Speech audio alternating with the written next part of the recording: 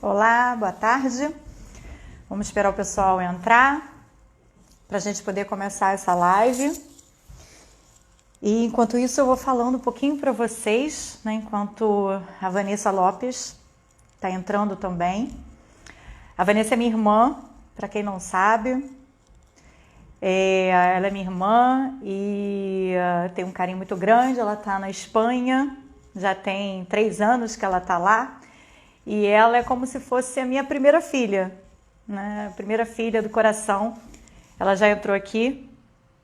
Então, vamos puxá-la para a live. Estava falando que ela é minha filha, porque nós perdemos a nossa mãe muito cedo. Ela com 14, eu com 18. E nós passamos a morar sozinhas e eu criei ela como uma filha. Ah, Tudo bem? tudo ótimo. Oi, gente. Várias pessoas entrando. Já teve gente nervosa mandando mensagem. Cadê a live? Foram meus amigos que eu avisei que ia entrar e eles já estavam pensando que eu já estava online, mas enfim. Legal. Legal. Eu estava começando aqui a contar que nós somos irmãs, né? Para quem não sabe, né? E que eu me considero uma mãe, né? Minha irmã mãe. Mas vamos falar de trabalho, vamos falar de figurino, né? E aí eu queria que você apresentasse, falasse um pouquinho do seu trabalho, que eu tenho muito, muito, muito orgulho, né? E aí eu queria que você contasse pra gente poder começar esse bate-papo. Tá bom. Bom, já me conhecem, já me apresentei, Vanessa. Eu trabalho com figurino. Eu comecei a minha carreira em moda. Quando eu estava na universidade, fiz publicidade e marketing, mas acabou que eu me apaixonei pela moda. E aí comecei fazendo assistência para os stylists e para vários editoriais, em revistas, jornais, e fiz alguns catálogos também. E aí depois que eu montei um coletivo com os amigos meus artistas e a gente fazia umas camisetas exclusivas, e um dos meus sócios, ele era figurinista do Marco Nanini e tal. E aí, então, ele me chamou para fazer assistência para ele numa peça de teatro, que foi o Bem Amado. E aí eu me apaixonei pelo figurino, desisti da moda completamente, me encontrei, e aí, desde aí, não parei. Depois dessa marca, eu saí e comecei a trabalhar somente com figurino. Trabalhei na Record, numa série, e depois entrei na TV Globo, onde fiquei por 7 anos, até sair dali, porque vinha morar na Espanha.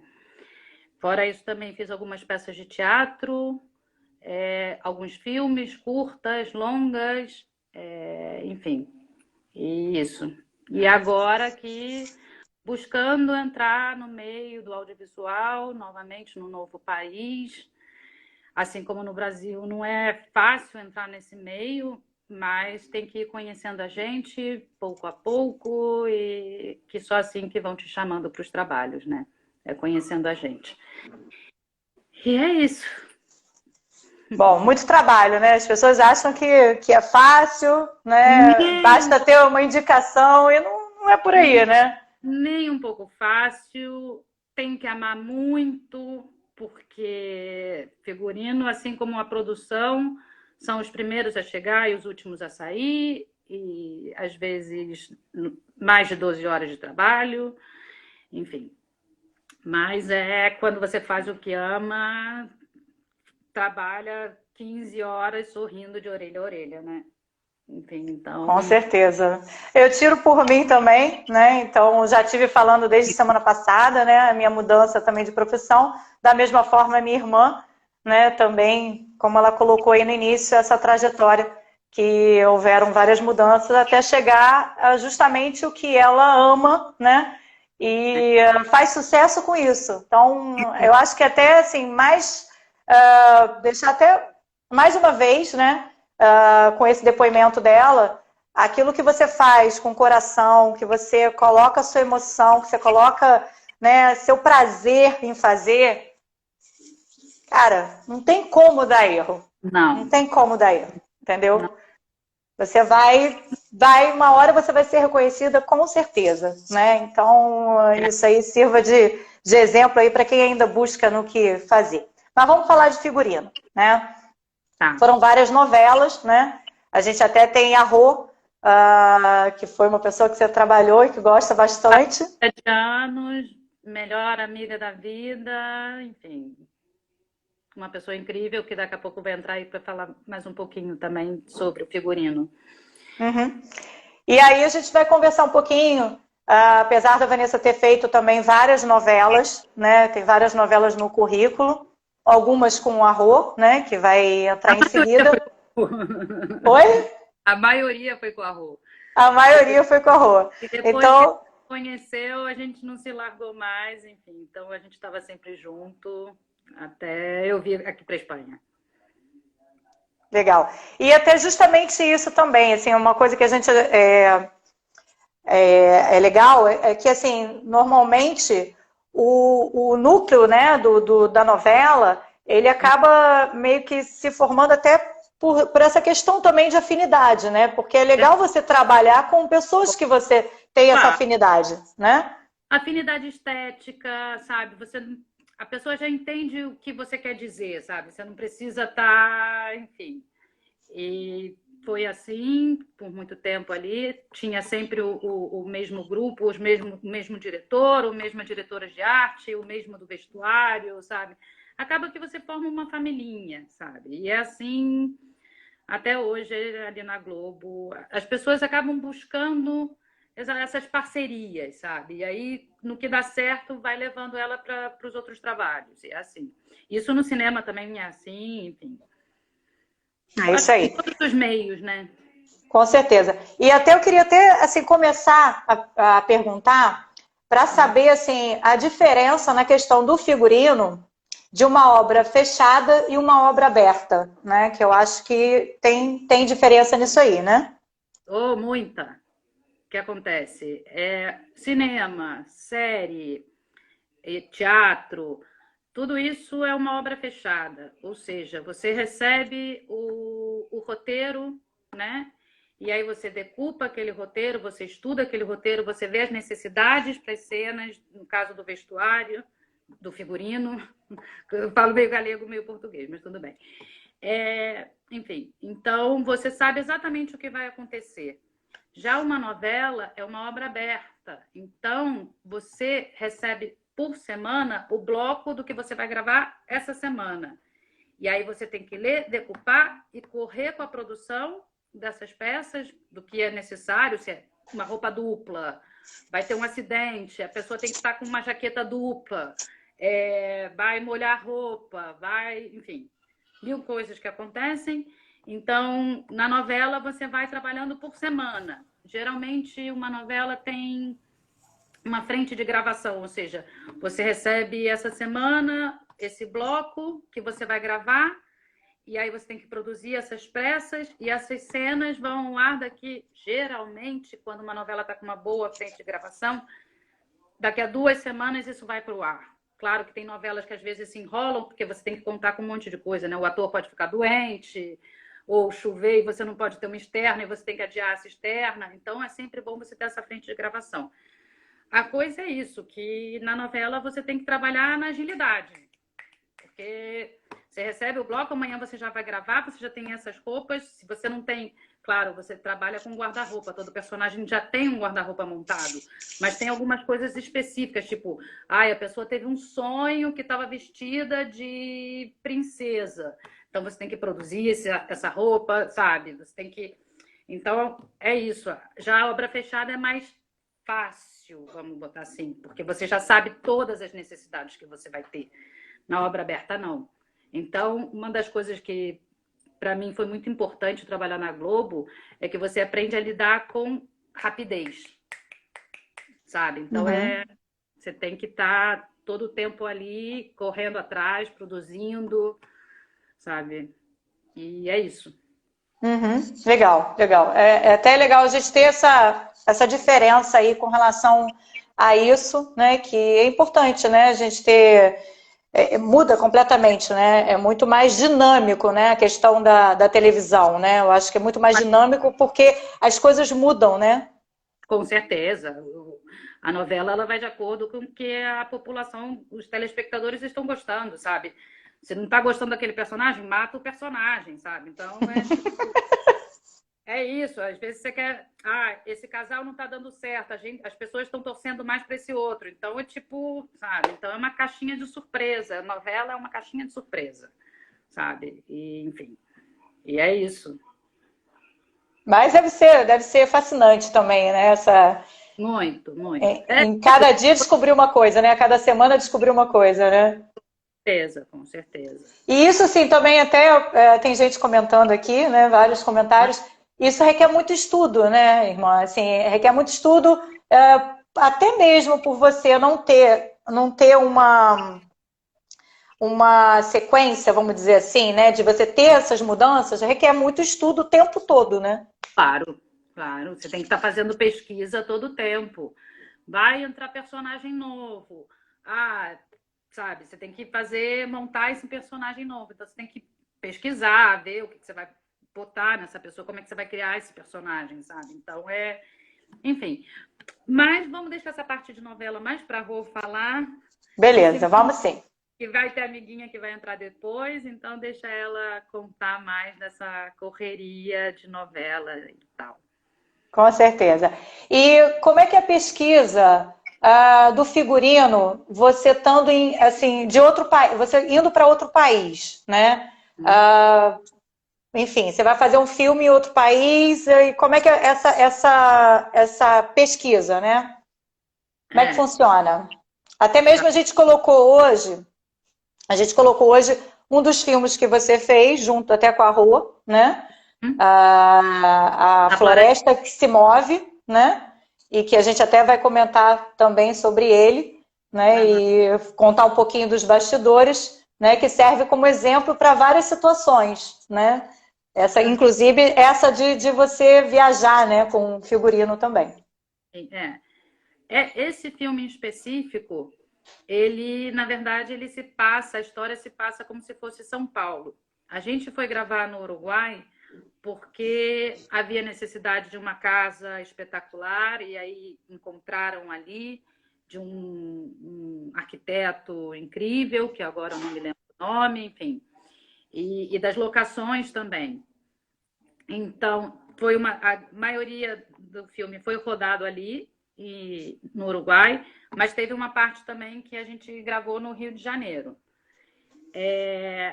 Enfim, e é isso. A gente, claro, fez toda a pesquisa antes, a gente já tinha feito as provas de roupa, tudo certo, e aí a gente mete tudo isso na maleta, sai daqui com 5 malas, 6, dependendo da necessidade.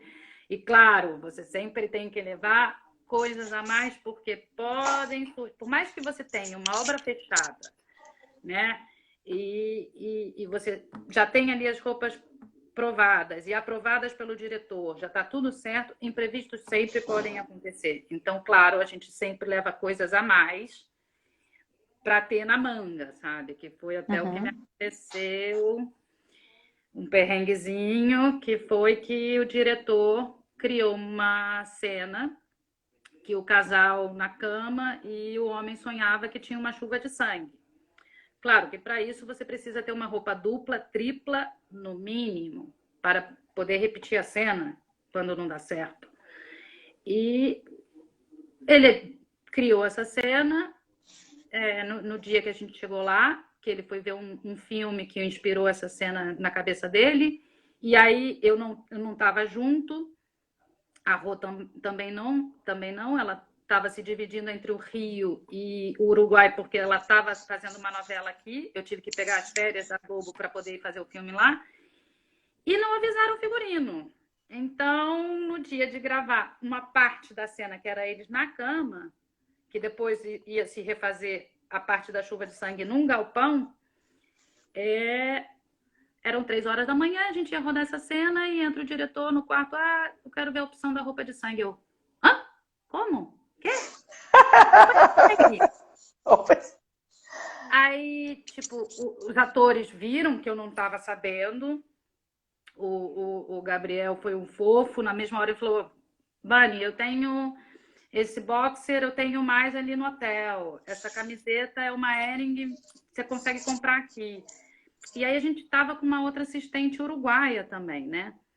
E as camisolas da Ana Paula estavam todas contadas. E para essa chuva de sangue, ele queria uma camisola clara. E o personagem vestia camisolas escuras, enfim. A sorte foi que a Rô levou uma maleta de coisas a mais. E eram 3 horas da manhã, eu tinha que bolar aquilo no susto. Eu tinha uma outra camisola clara, que era uma antiga, da Rô, uma preciosidade, com uma renda francesa. Linda, linda a camisola. E eu disse para a assistente, bom, eu vou botar essa camisola. Eu consigo esse tecido parecido, essa renda parecida, eu consigo aqui no Uruguai para fazer um truque, para fazer uma parecida, pelo menos? Ela assim, não, aqui a gente não tem esse material, não. A sorte, a camisola veio junto com um penhoar, que era do mesmo tecido, claro, com a mesma renda. Eu falei, bom, ligando 3 horas da manhã para o Rio, para avisar a Rô que eu ia estragar a camisola e o penhoar dela, que eu ia botar nessa cena de sangue, mas a Clara estava dormindo nessa hora. E aí eu falei para essa outra assistente, bom, então tá, então você me consegue uma costureira aqui e eu vou pegar esse penhoar e vou transformar em outra camisola. E demos o nosso jeito e assim foi. E aí no dia que foram gravar no galpão a chuva de sangue, realmente, o diretor virou para a Rua e falou assim, gente, como é que vocês conseguiram fazer isso? Assim, enfim, figurinistas são assim, a gente faz das tripas coração, pega a roupa própria, bota, suja, rasga, faz o que for, mas a cena tem que sair, sabe? E graças a Deus saiu e ficou lindo e deu tudo certo no final das contas, mas foi um sujo que eu guardo até hoje na minha memória, enfim. E foi isso. Imagino. E assim, ninguém sabe, né? Ninguém, assim, tem noção, né? As pessoas que vêm não tem noção de tudo, todos os bastidores, tudo aquilo que rolou, né? O estresse que rolou para aquilo ali sair perfeito, né? Exatamente. Enfim, as pessoas não têm noção do trabalho que dá, muitas vezes, uma equipe gigantesca para fazer... Para uma cena. Uma cena, sabe? Mas é assim. E ao mesmo tempo é isso que me encanta, sabe? Que eu amo no figurino, é isso. Que tipo, você faz as tripas coração, trabalha pra caramba, mas no final o resultado sempre sai bacana e você sai feliz e realizado, e enfim. E você vê o seu trabalho ali na tela grande, no caso do cinema, né? Não tem preço, sabe? Imagino. Bom, e vamos falar um pouquinho, né? Como eu falei já no início, você já está na Espanha, já tem 3 anos, vai fazer 3 anos, né? 3 anos. Em agosto. 3 anos e agora em agosto. E alguns filmes você já começou a fazer aí, né? Uhum. E aí eu queria saber um pouquinho sobre isso e sobre a diferença do figurino, de repente, no Brasil, para o figurino aí, se tem alguma diferença nesse trato com o figurino, se tratando de filme, né? Se falando de filme. Olha, no geral é a mesma coisa, assim, a questão do trabalho em si, né? É o mesmo. Você recebe o roteiro, você decupa, você faz ali a sua listinha das necessidades, das roupas e tal, e você vai e produz igual. O que tem de diferença é que realmente é um novo país. Assim, para explicar melhor. O primeiro curta que eu fiz, que foi As Três Caídas de Maria Santisso, falava sobre a solidão, a coisa do Galícia rural. Então, a personagem... você tem que ver como é que se veste essa gente, sabe? Você tem que buscar como é que se veste essa gente. Então, as mulheres que vivem na Galícia rural sempre usam o que aqui eles chamam de um delantal, que é tipo como um avental, né? Um vestidinho que é meio que um avental.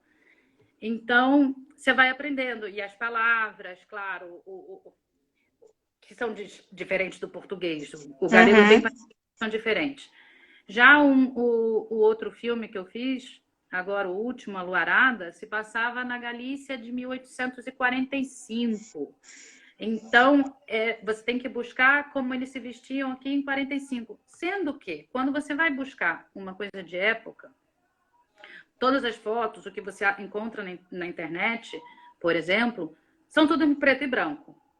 Então, o que foi legal desse filme, que depois o diretor veio até comentar comigo e com o figurinista, meu chefe, que a gente colocou uns pontos de cor e que ele achou legal no final das contas. Ele de início tinha medo, porque as pessoas se identificam com essas fotos em preto e branco e acham que as pessoas se vestiam assim nessa época. E não, claro, as pessoas vestiam cor. Uhum. Então, a foto é que era preta e branca, né? Vamos dizer assim, né? Claro, mas é o que as pessoas veem, é o que as pessoas têm o acesso aqui hoje em dia, né? Na internet. E não, e a gente teve que botar um pouco de cor.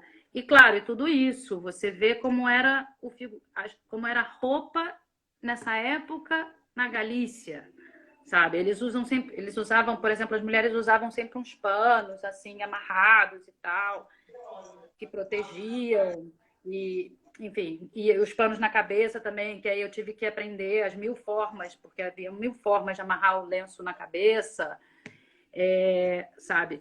O tipo de sapato, que é até engraçado, que aqui eles dão vários nomes para a mesma coisa. Uns chamam de chancas e outros chamam de socas. Então, às vezes alguém me falava, a soca, mas como? É a soca ou a chanca, sabe? Tipo, e isso, e aprender as palavras e tal, mas é bem legal, enfim. E outra coisa que é diferente daqui também, o outro filme que eu fiz, por exemplo, já era Oi, atual. acho que travou. Tá me ouvindo?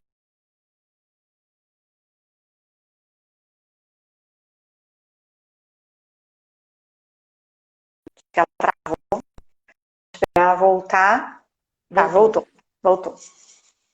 E aí, por exemplo, outra coisa que é muito diferente aqui também é porque no Brasil, no Rio de Janeiro, principalmente, as lojas...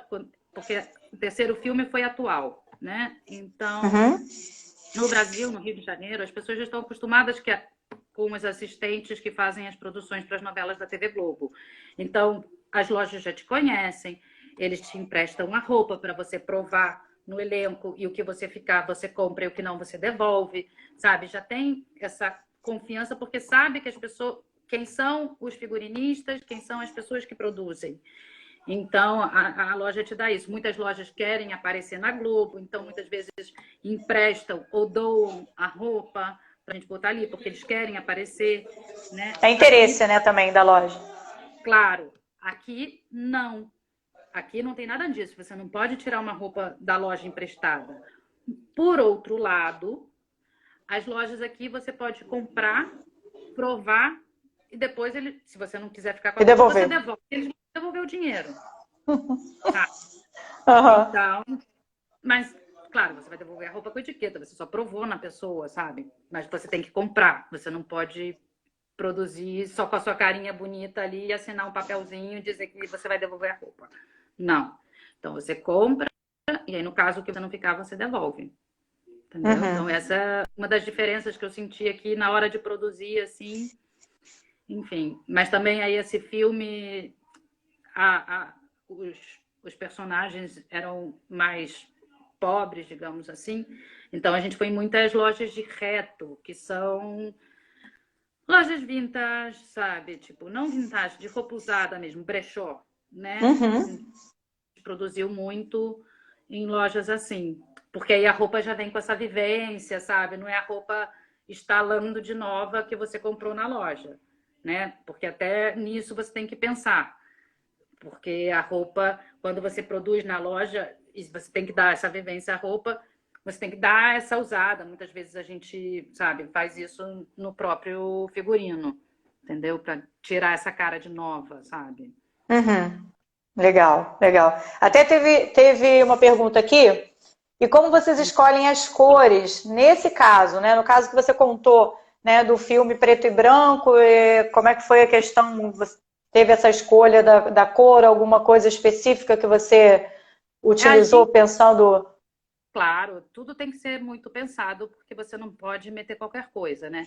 Você tem que ver como as pessoas tingiam os tecidos naquela época.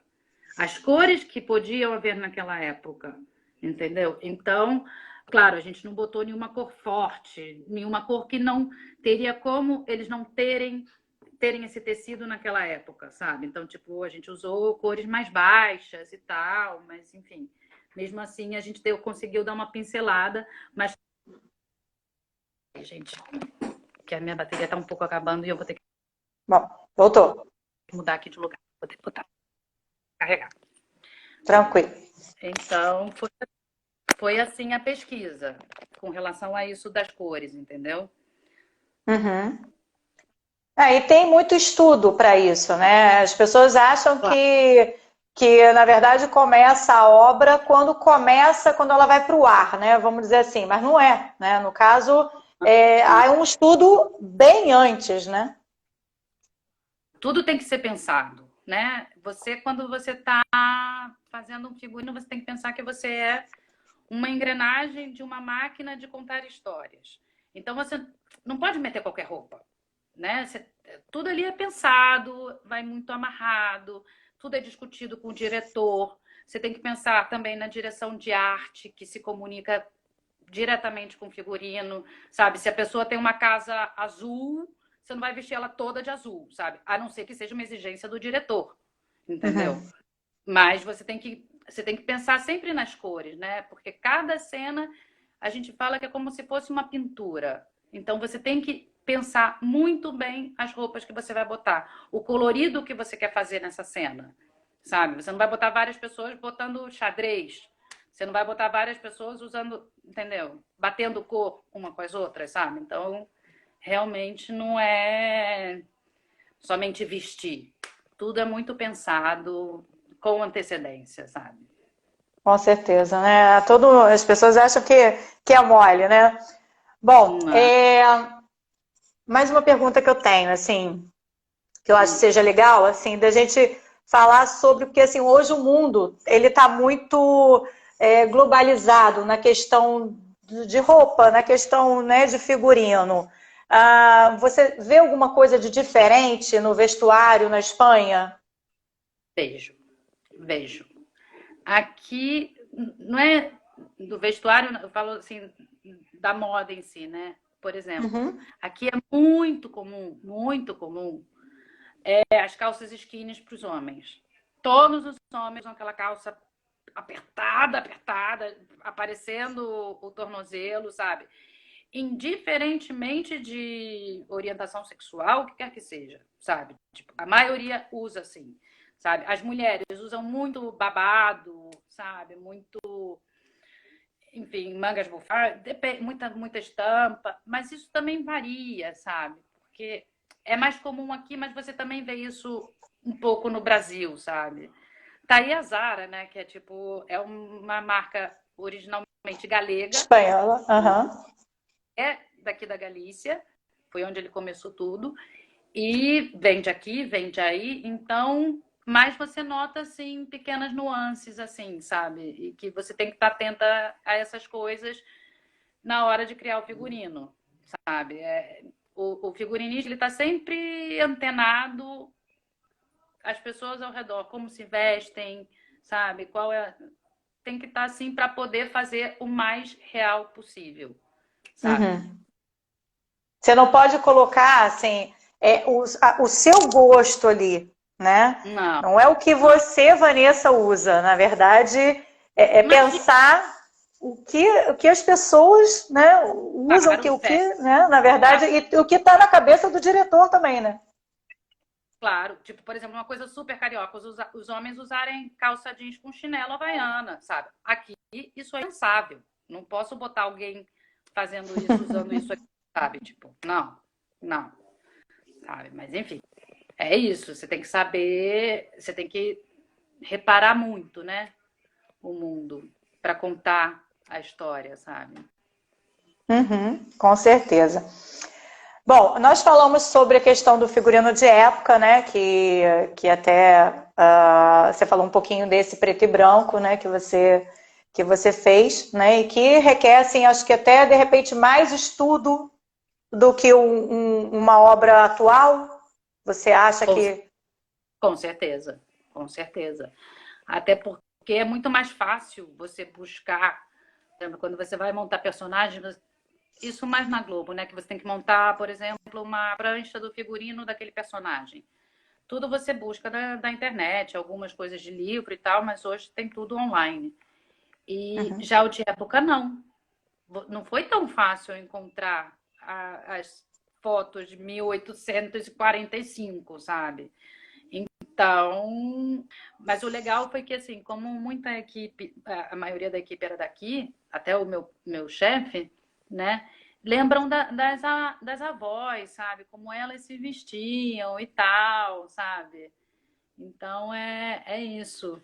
Então, a gente tem que fazer... É outro tipo de... É muito mais difícil você fazer uma época do que você fazer um atual, sabe? E isso, assim, até a gente acha que tudo está ali na internet. Não, nem tudo está ali na internet, né? Você não tem imagem que você vai buscar em pinturas, por exemplo, de época, né?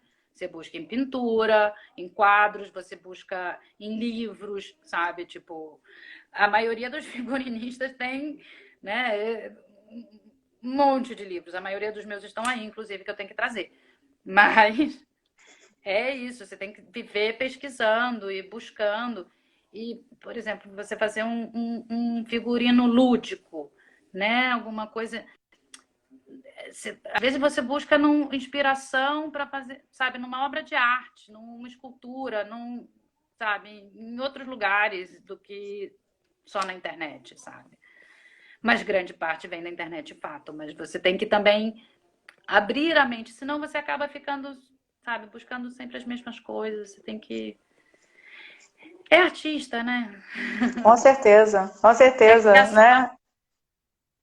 As ideias surgem de onde você menos espera.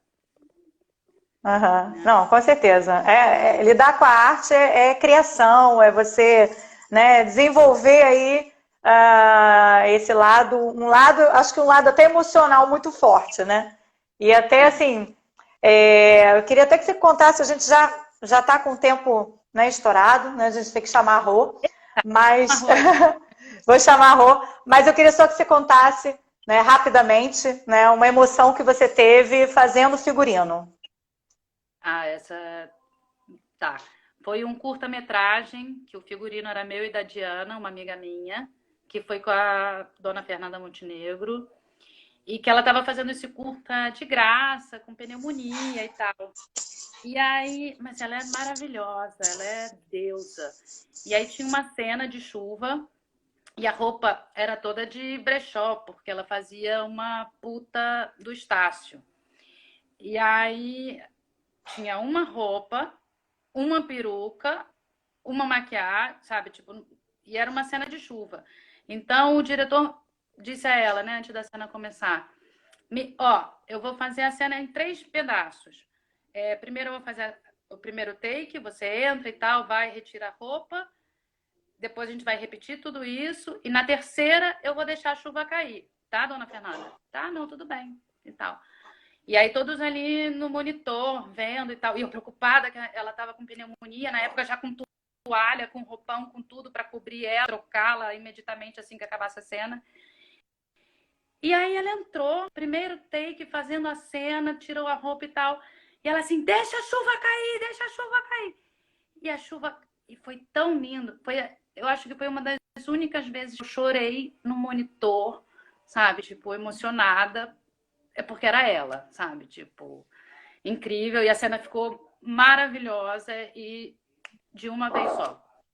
Ela fez a cena, sabe? E aí depois, claro, saímos correndo e fui trocá-la e tal. E aí depois no banheiro, enquanto eu trocava ela veio e falou para mim, para Diana, assim, cara, eu vejo tanta gente nova fazendo esse filme, vocês arrasaram, vocês...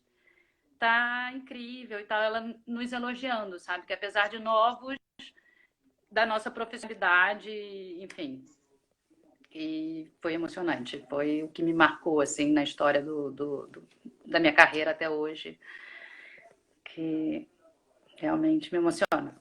Mas foi isso. E emociona até hoje, né? Legal, legal, muito legal. Esse profissionalismo, né, é sensacional, né? Por isso que a Fernanda é a maior atriz, é essa estrela, entendeu? Por isso que todos amam, né? Unanimidade, entendeu? Porque é isso. Ela se entrega, né? Se entrega Entrega, entrega.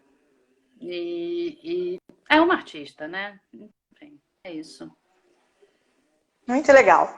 Bom, irmã, eu sei que assim, o papo tá maravilhoso. Vários comentários aqui, ó. Tem aqui, ó, a Mari está dizendo aqui que estava lá, que ela lembra, que foi emocionante, né? Bom, elogia a Fernanda Montenegro, né? As pessoas aqui, ó. Ela falou dessa cena, as pessoas que você são suas amigas, né? Suas companheiras aí de trabalho, né? E realmente é isso aí, né? Fernanda Montenegro, como diz aqui, não é para qualquer um, né? Não, não é. E maravilhosa, maravilhosa. Né? Legal. Enfim. Então tá, irmã, mas muito bom, assim, a gente conversar aqui ao vivo, né, e colocar, né, essas ideias, essas coisas como né, um pouquinho dos bastidores. Eu, assim, pelo tempo aqui, eu vou, acho que, terminar e aí vou entrar ao vivo novamente. Não saiam daí que eu vou entrar com o Arro, porque com certeza o papo vai fluir, né? E você fica ligado aí, assistindo o Arro. Tá bom. Tá bom? Beijo, irmã. Um beijo grande, um beijo. Beijo, se cuida. A gente comentando. Beijo. Ó, galera comentando, fiquem aí, tá? A gente vai sair e vai voltar na mesma hora, tá?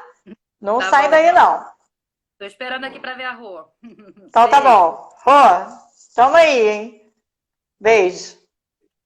Beijo.